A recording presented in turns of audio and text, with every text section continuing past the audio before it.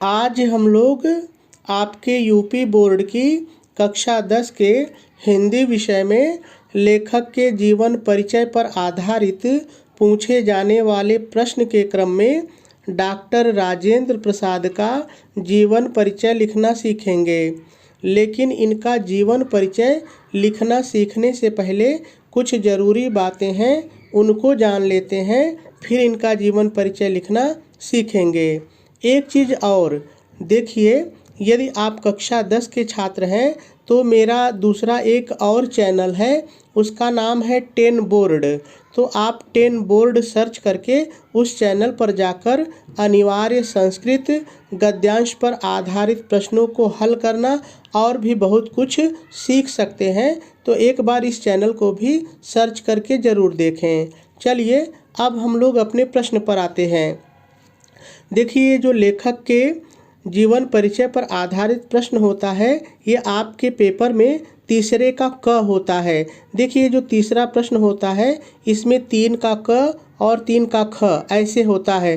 तो 3 के क में हम लोग लेखक का जीवन परिचय लिखते हैं और जो 3 का ख होता है उसमें कवि का जीवन परिचय लिखना सीखते हैं। देखिए, आपके पेपर में 3 कवियों का जीवन परिचय आता है और 3 लेखक का, और इनमें से कोई एक आपको करना होता है। 3 में से कोई एक आपको लिखना होता है। 3 में से एक लेखक और 3 में से एक कवि, ठीक है। और नंबर की बात करें तो ये 5 नंबर का होता है, ठीक है, 5 नंबर का। अब लिखने की बात करें कि आपको कॉपी में कितने शब्दों में लिखना होता है, तो देखिए, नियम के अनुसार आपको जो जीवन परिचय है वो 80 शब्दों में लिखना होता है। यदि आप शब्द नहीं समझ पा रहे हैं तो आप ऐसे समझिए कि जो आपके बोर्ड की कॉपी है उसका एक पृष्ठ आपके जीवन परिचय के लिए पर्याप्त है। यदि आप एक पृष्ठ जीवन परिचय से भर देते हैं तो पर्याप्त है। वैसे ये 80 जो शब्द है इसका मतलब है कि कम से कम आप 100 शब्द लिखिए। 80 से थोड़ा बढ़ा के लिखिएगा, 80 से कम मत लिखिएगा, ठीक है। अब हम लोग देखते हैं कि जीवन परिचय लिखने के तरीके कितने हैं। तो देखिए, जीवन परिचय लिखने के 3 तरीके हैं। एक तरीका आपको सामने दिख रहा है, ये आपकी किताब का तरीका है और यही तरीका मुझे सबसे अच्छा लगता है, ठीक है। तो पहला तो तरीका ये है, देखिए, आप एक डब्बे के अंदर लेखक का या कवि का जो भी लिख रहे हैं उसका संक्षिप्त जीवन परिचय लिख देंगे। जन्म स्थान, माता का नाम, पिता का नाम, जो भी आपको सूचना किताब से मिल जाए उनका संक्षिप्त परिचय आप डिब्बे में लिखेंगे, ठीक है। उसके बाद बगल में आएंगे, जीवन परिचय हेडिंग डालेंगे और इस तरह से आप यहाँ लिखते चले जाएंगे, ठीक है। उसके बाद यहाँ जब ख़त्म होगा नीचे की लाइन में आएंगे तो पूरा यहाँ तक हमारी लाइन हो जाएगी, इसके नीचे अभी आप देखेंगे। तो पहला तरीका तो ये हो गया। अब दूसरा तरीका क्या है, ये जो संक्षिप्त परिचय है इसको आप यहाँ ऊपर लिखिए। ये राजेंद्र प्रसाद जी को ऊपर लगा दीजिए, ऊपर कर दीजिए और यहाँ पर आप संक्षिप्त परिचय लिख के और फिर जीवन परिचय आप पूरी यहाँ बड़ी बड़ी लाइन यहाँ ऐसे लिख सकते हैं। दूसरा तरीका तो ये हो गया। और तीसरा तरीका होता है कि आप संक्षिप्त परिचय, आपका मन नहीं है तो मत लिखिए, आप सीधे सीधे जीवन परिचय लिख दीजिए। लेकिन ये तरीका कम सही है। जो आपका नंबर ज़्यादा मिलता है या तो आप दूसरे वाले तरीके से या तो पहले वाले तरीके से ही लिखेंगे, ठीक रहे। अब अगली चीज़ देखिए, क्या ध्यान देना है। जीवन परिचय या कोई भी प्रश्न का उत्तर आप दे रहे हैं और वो लॉन्ग टाइप का है, बड़ा उत्तर लिखना है, तो ध्यान रहे इस तरफ की रेखाएं बराबर होनी चाहिए, ये आगे पीछे नहीं होनी चाहिए। देखिए, मैंने बराबर लिखा है, इधर थोड़ा आगे पीछे हो जाएगा तो कोई दिक्कत नहीं है। कभी कभी कोई शब्द बड़ा हो गया तो यहाँ आ गया, कोई शब्द छोटा हो गया तो थोड़ा लाइन छोटी हो गई, तो इधर छोटा बड़ा थोड़ा बहुत हो जाता है तो ठीक है, लेकिन बाईं तरफ की लाइन आपकी बराबर होनी चाहिए, ये आपको ध्यान देना है। अगली चीज़, जीवन परिचय लिखते समय जो भी महत्वपूर्ण सूचनाएं हैं उसको हाईलाइट कर देना है, यानी आपको काले रंग की पेन से लिखना है। इस बात को बिल्कुल नहीं भूलना है। यही चीज़ें हैं जो आपको ज़्यादा से ज़्यादा नंबर दिलाती हैं। अच्छा, ये जो काले रंग से मैंने लिखा है वो जो सूचनाएं यहाँ पर है, देखिए, यही सब चीज़ें हैं जिनको मैंने काले रंग से किया हुआ है, तो ये भी थोड़ा सा आपको ध्यान देना पड़ेगा। यदि इतना आप ध्यान दे के लिखते हैं तो आपका पूरा नंबर मिलेगा, कहीं कोई दिक्कत नहीं होगी, ठीक है। तो चलिए अब हम लोग लिखना सीखते हैं।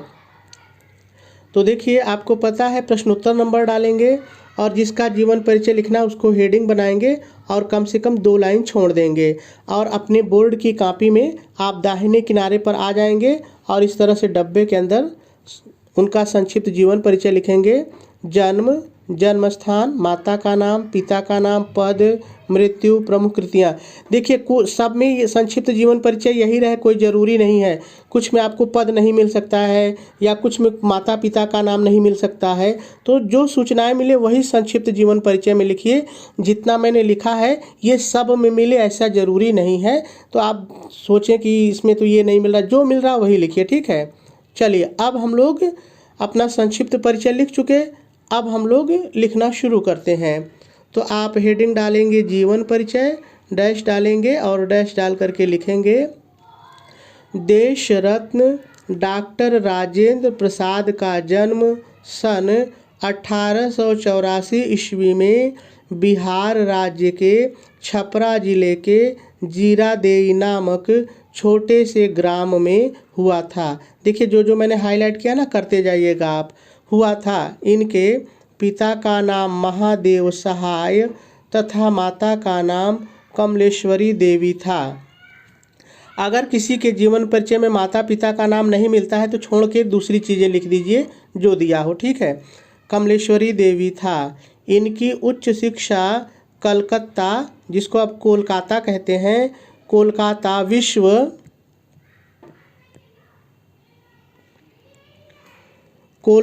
विश्व। देखिए अब यहाँ तक तो लाइन छोटी थी हमारी ना, अब पूरी लाइन यहाँ तक आ गई है, पूरा लास्ट तक आ गई है, तो आप ऐसे ही लिखिएगा। यदि आप अपनी किताब में देखेंगे तो ऐसे ही जीवन परिचय लिखा हुआ है और किताबें ही हमें सबसे अच्छा बताती हैं कि कौन सी चीज़ हमको कैसे लिखनी है।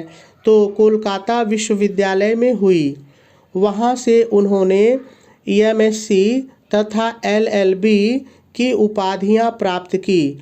आप बड़े मेधावी छात्र थे और सभी परीक्षाओं में सर्वप्रथम स्थान प्राप्त किया करते थे। डॉक्टर राजेंद्र प्रसाद जी ने अपना व्यावसायिक जीवन एक अध्यापक के रूप में प्रारंभ किया।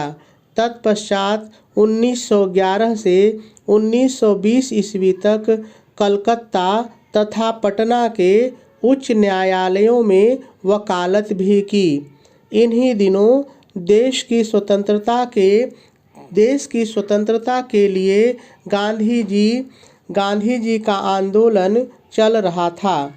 राजेंद्र बाबू ने भी गांधी जी से प्रेरित होकर वकालत छोड़ दी और आप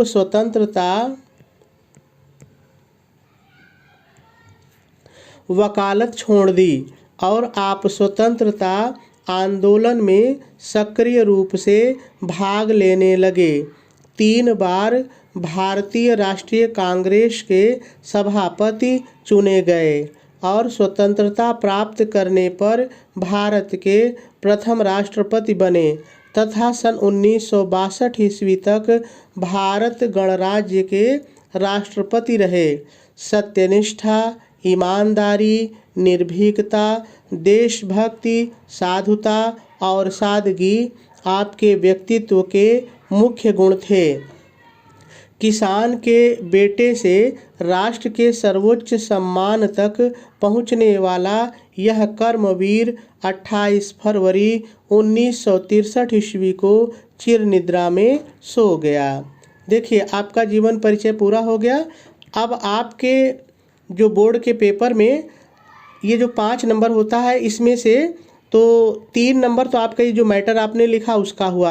अब 2 नंबर रचना का होता है, तो आपको रचना एक ही लिखनी होती है। मैं यहाँ पर 3 रचना लिखा हूँ, तो आपको 3 आता है, लिख दीजिए, कोई दिक्कत नहीं है, लेकिन नियमानुसार आपको एक ही लिखना होता है।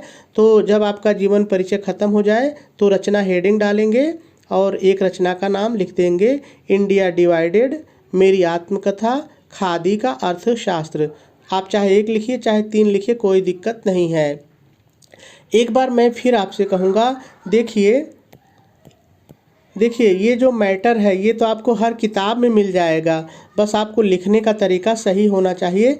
जो चीज़ें मैंने जैसे बताई हैं ध्यान रखने के लिए, वो चीज़ ध्यान रख के आप ज़रूर लिखिएगा।